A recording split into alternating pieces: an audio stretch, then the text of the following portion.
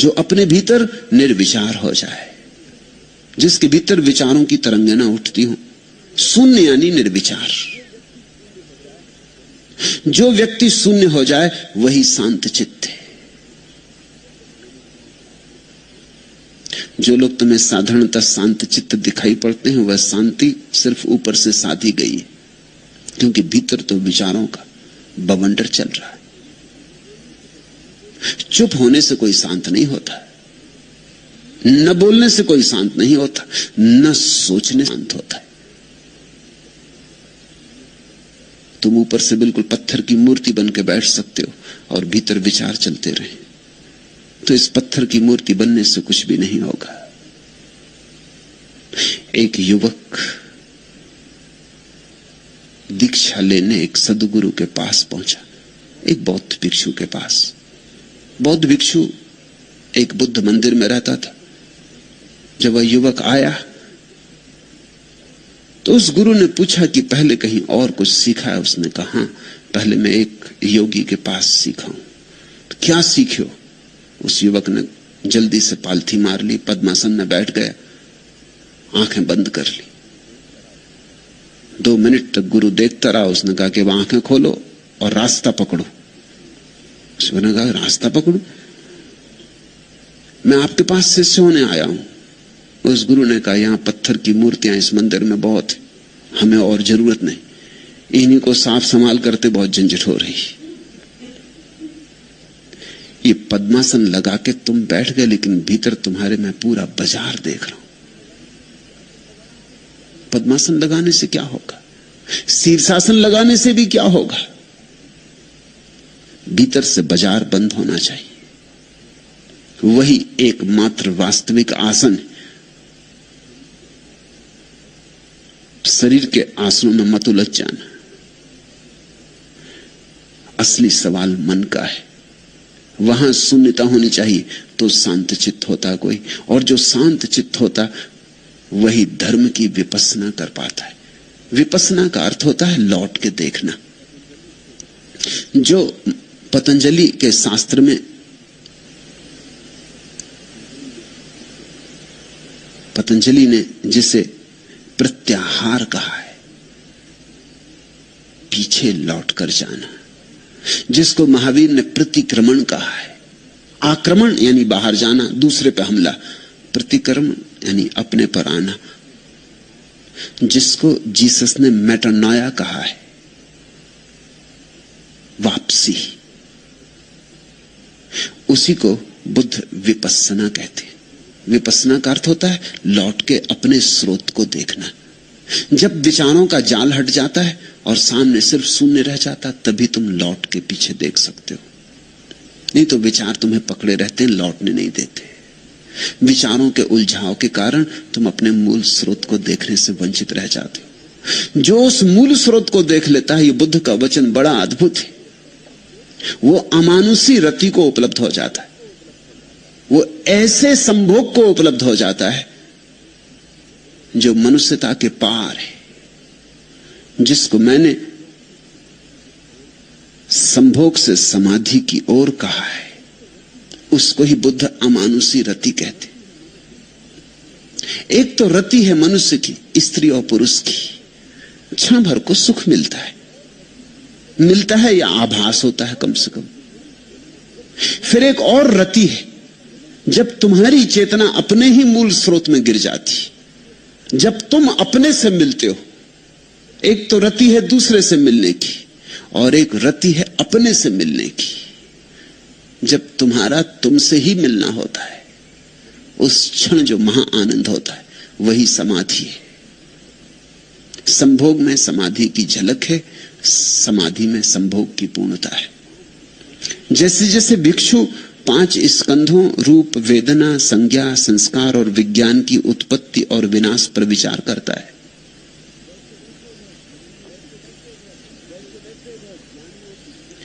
वैसे वैसे वह ज्ञानियों की प्रीति और प्रमोद रूपी अमृत को प्राप्त करता है। एक तो अज्ञानी का प्रेम है, एक ज्ञानी का प्रेम है। धन्यभागी हैं वे जो ज्ञानी की प्रेम दशा को पालें। अभागे हैं वे जो अज्ञानी के प्रेम में ही पड़े रहें और भटक जाएं। इनके भेद को ख्याल में लेना। अज्ञान से भरा हुआ प्रेम क्या है? अज्ञान से भरा हुआ प्रेम ऐसा है जिसमें प्रेम का कोई कण भी नहीं है, कुछ और ही है, बात कुछ और ही। तुम अकेले होने में ऊबते हो, इसलिए किसी को प्रेम करते हो कि अकेले होने में मजा नहीं आता, अकेले होने में ऊब आती है, उदासी आती, अकेले होने में घबराहट होती, किसी का साथ चाहिए, किसी का साथ तुम्हारे लिए एक जरूरत है। ये अज्ञानी का प्रेम है। ज्ञानी का प्रेम क्या है? ज्ञानी अकेले होने में परम आनंद से भरता, अकेले होने में परेशान नहीं होता, अकेले होने में परम आनंद से भरता है। लेकिन इतने आनंद से भर जाता है कि अब उस आनंद को बांटना चाहता है, किसी को देना चाहता है। अज्ञानी का प्रेम मांगता है, ज्ञानी का प्रेम देता है। बुद्ध ने खूब दिया, समस्त सद्गुरुओं ने दिया। मिलेगा तो देना ही पड़ेगा। जब दिया जलेगा तो रोशनी बिखरेगी, और जब फूल खिलेगा तो सुगंध उड़ेगी हवाओं पर। इसे रोका नहीं जा सकता। अज्ञानी का प्रेम कैसा है? अज्ञानी का प्रेम ऐसा मिल जाए, भिखारी का प्रेम है। पति पत्नी से चाह रहा है कि कुछ दो, मैं अकेले में बड़ा उदास हो रहा हूं, मुझे कुछ रस दो। और पत्नी भी कह रही मुझे कुछ रस दो। दोनों भिखारी एक दूसरे से मांग रहे हैं, देने की तैयारी किसी की भी नहीं, तो कलह तो होगी ही। इसलिए पति पत्नी के बीच जो कलह है वो शाश्वत है। उस कलह का मूल कारण पति और पत्नी की कोई खराबी नहीं, अज्ञानी का प्रेम है। दोनों मांग रहे हैं। दो भिखारी रास्ते पे खड़े हो गए, समझ लो कि दोनों अंधे भिखारी, इसलिए देख भी नहीं पाते कि दूसरा भी भिखारी। दोनों एक दूसरे के सामने हाथ फैलाए खड़े हैं कि कुछ मिल जाए, दया करो। वही दशा है पति पत्नियों की। अंधे देख भी नहीं सकते कि दूसरा बेचारा खुद ही भिखारी, इससे क्या मांग रहे, और दूसरा भी मांग रहा है कि कुछ मिल जाए। और दोनों ही दुखी होंगे, क्योंकि मिलना तो है नहीं, देने की तैयारी किसी की वहां है नहीं, देने को वहां कुछ है ही नहीं, तैयारी भी कैसे हो? सब खाली खाली है, रिक्त है। इसलिए इस जगत में सभी प्रेमी समझते हैं कि धोखा दिया गया, कि कहां से इस स्त्री की झंझट में पड़ गया। इतनी स्त्रियां थीं जिनसे मिल सकता था, किसी से नहीं मिलने वाला था। तुम उनके पतियों से तो पूछो जाके कि उनको क्या मिला। वो सोचते हैं कि शायद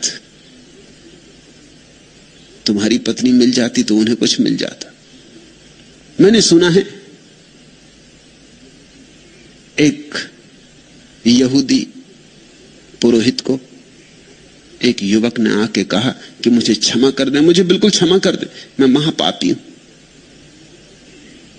यहूदी पुरोहित ने कहा लेकिन मुझे पता तो चले क्या पाप है। उस युवक ने कहा मत पूछी, बस मुझे क्षमा करना, ये पाप ऐसा है कि मैं कह ना सकूंगा।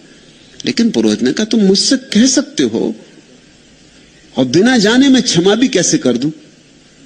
तो मजबूरी में युवक ने कहा कि मामला यह है कि कई बार मेरे मन में आपकी पत्नी के प्रति वासना उठती, मुझे क्षमा कर दे। उस यहूदी पुरोहित ने उसके सिर पर हाथ रखा और कहा बेटा घबरा मत, मेरे मन में भी तेरी पत्नी के प्रति विचार उठते, तू निश्चिंत रहे, इसमें कुछ अपराध नहीं है, क्योंकि ये हालत मेरी भी। यही हालत है जो तुम्हें नहीं मिला है, सोचते हो शायद उससे मिल जाता। इस जगत में भिखारी भिखारियों के सामने खड़े, किसी सम्राट को खोजो, मगर सम्राट को खोजने का ढंग सम्राट होना है, इसलिए बड़ी मुसीबतें। सम्राट के पास सम्राट होकर ही पहुंच सकते हो, भिखारी को राजमहल में प्रवेश भी नहीं मिलेगा।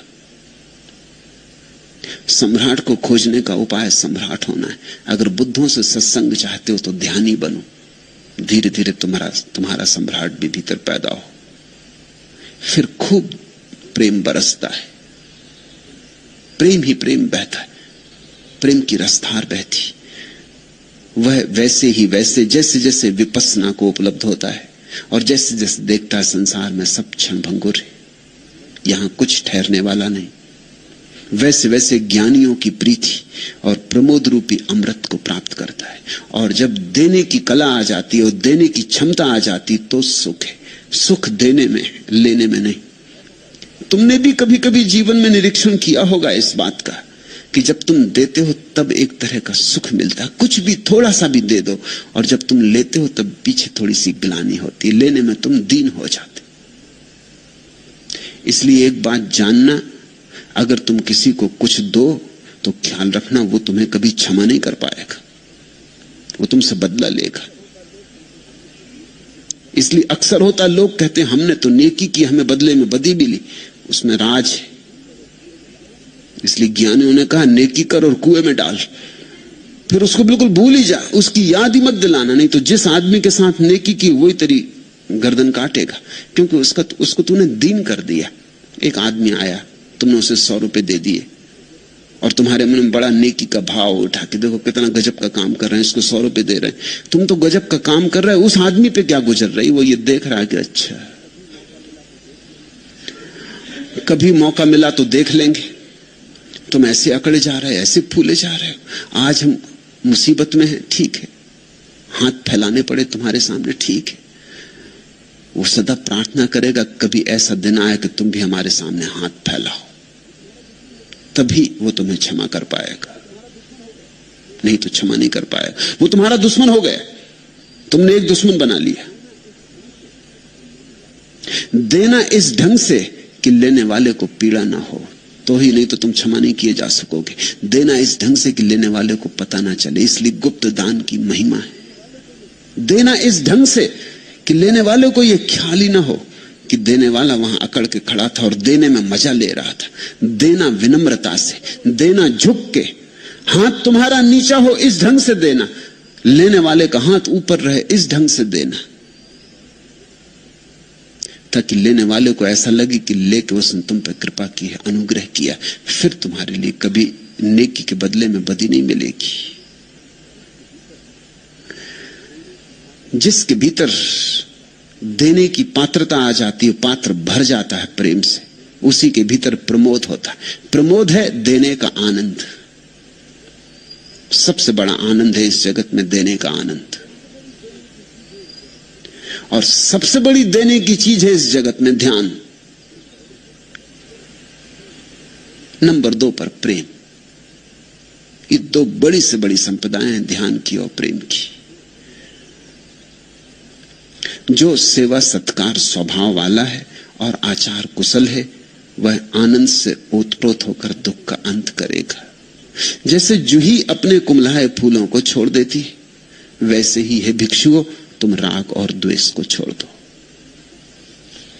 द्वितीय दृश्य, श्रावस्ती का एक निर्धन पुरुष हल चलाकर किसी भांति जीवन यापन करता था। वह अत्यंत दुखी था, जैसे कि सभी प्राणी दुखी। फिर उस पर बुद्ध की ज्योति पड़ी, वह संन्यास्त हुआ। किंतु संन्यास्त होते समय उसने अपने हल नंगल को विहार के पास ही एक वृक्ष पर टांग दिया। अतीत से संबंध तोड़ना आसान भी तो नहीं, चाहे अतीत में कुछ हो या ना हो तो छोड़ना शायद और भी कठिन होता है। संन्यास्त हो कुछ दिन तो वह बड़ा प्रसन्न रहा और फिर उदास हो गया। मन का ऐसा ही स्वभाव है, द्वंद, एक अति से दूसरी अति। इस उदासी में वैराग्य से वैराग्य पैदा हुआ। वो सोचने लगा इससे तो गृहस्थी बेहतर थे, ये कहां की झंझट मोल ले ली, इस संन्यास्त होने में क्या सार है। इस विराग से वैराग्य की दशा में वह उस हल को लेकर पुनः ग्रस्त हो जाने के लिए वृक्ष के नीचे गया। किंतु वहां पहुंचते पहुंचते ही उसे अपनी मूढ़ता दिखी। उसने खड़े होकर ध्यानपूर्वक अपनी स्थिति को निहारा कि मैं ये क्या कर रहा हूं। उसे अपनी भूल समझ आई, पुनः विहार वापस लौट आया। फिर यह उसकी साधना ही हो गई जब जब उसे उदासी उत्पन्न होती वो वृक्ष के पास जाता, अपने हल को देखता और फिर वापस लौट आता। भिक्षुओं में उसे बार बार अपने हल नंगल को देखते और बार बार नंगल के पास जाते, उसका नाम ही नंगल कुल रख दिया। लेकिन एक दिन वह हल के दर्शन करके लौटता था कि अरहत्व को उपलब्ध हो गया, और फिर उसे किसी ने दोबारा हल दर्शन को जाते नहीं देखा। भिक्षुओं को स्वभावतः जिज्ञासा जगी, इस नंगल कुल को क्या हो गया है, अब नहीं जाता उस वृक्ष के पास, पहले तो बार बार जाता था। उन्होंने पूछा, आवुस नंगल कुल, अब तू उस वृक्ष के पास नहीं जाता, बात क्या है?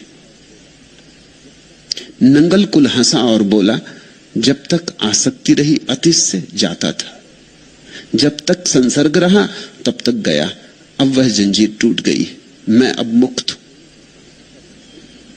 इसे सुन भिक्षुओं ने भगवान से कहा, बनते यह नंगल कुल झूठ बोलता है, यह अरहत्व प्राप्ति की घोषणा कर रहा है, यह कहता मैं मुक्त हूं। भगवान ने करुणा से उन भिक्षुओं की ओर देखा और कहा, भिक्षुओं, मेरा पुत्र अपने आप को उपदेश दे, प्रवजित होने के कृत्य को समाप्त कर लिया है, उसे जो पाना था उसने पा लिया और जो छोड़ना था छोड़ दिया है, वह निश्चय ही मुक्त हो गया है। तब उन्होंने ये दो सूत्र कहे, अत्तना चोदयत्तानम पटिवासे अत्तम तना सो अत्त गुत्तो सातिमा सुखम भिक्खु विहाहिसी अत्ता ही अत्तनो नाथो अत्ता ही अत्तनो गति तस्मा संजमत्तानम अस्सम भद्रम व वाणिजो। जो आप ही अपने को प्रेरित करेगा, जो आप ही अपने को संलग्न करेगा, वह आत्मगुप्त अपने द्वारा रक्षित स्मृतिवान भिक्षु सुख से विहार करेगा, वह मुक्त हो जाता है। मनुष्य अपना स्वामी आप है, आप ही अपनी गति है, इसलिए अपने को संयमी बनावे, जैसे सुंदर घोड़े को बनिया संयत करता है। पहले दृश्य को समझ लें, प्यारा दृश्य, एक निर्धन आदमी बुद्ध के विहार के पास ही अपना हल चला के छोटी मोटी खेती बाड़ी करता था। निर्धन था बहुत, किसी भांति जीवन यापन होता था, 2 सूखी रोटी मिल जाती थी, फटे पुराने वस्त्र, नंगा नहीं था, रूखी सूखी रोटी, भूखा नहीं था, मगर जीवन में और कुछ भी न था। एक गहन बोझ की तरह जीवन को ढो रहा था। वह अत्यंत दुखी था, जैसे कि सभी प्राणी दुखी हैं। गरीब दुखी हैं, गरीबी के कारण नहीं, क्योंकि अमीर भी दुखी। जो हार गए वो दुखी हैं, हारने के कारण नहीं, क्योंकि जो जीत गए वो भी दुखी। बुद्ध कहते हैं यहां सभी दुखी हैं, मनुष्य होने में ही दुख समाया हुआ है। इसलिए तुम झूठे कारणों पर मत अटक जाना। तुम ये मत कहना कि मैं गरीब हूं इसलिए दुखी हूं, यही तो भ्रांति। तो जो आदमी सोचता है मैं गरीब हूं इसलिए दुखी हूं, तो वो अमीर होने में लग जाता है। फिर अमीर होकर एक दिन पाता है कि जिंदगी अमीर होने में बीत गई और दुखी में उतना का उतना हूं, शायद थोड़ा ज्यादा हो गया हूं। क्योंकि गरीब आदमी ज्यादा दुख भी नहीं खरीद सकता। गरीब की हैसियत कितनी, अमीर आदमी ज्यादा दुख खरीद सकता है, उसकी हैसियत ज्यादा। गरीब आदमी की दुख में भी तो क्षमता होती ना। अब एक आदमी गरीब है तो बैलगाड़ी में चलेगा, हवाई जहाज में उड़ने का दुख नहीं जान सकता, कैसे जानेगा? वो तो कोई हवाई जहाज में उड़े तब। विरला परिवार की एक महिला को कोई मेरे पास लाया, उसकी कठिनाई क्या थी? उसकी कठिनाई थी हवाई जहाज में उड़ने में उसे बड़ा भय लगता, और रेलगाड़ी में वो चल भी नहीं सकती, वो प्रतिष्ठा से नीचे है। अब ये दुख कोई गरीब कैसे जानेगा। और हवाई जहाज में उड़ने में डर लगता है,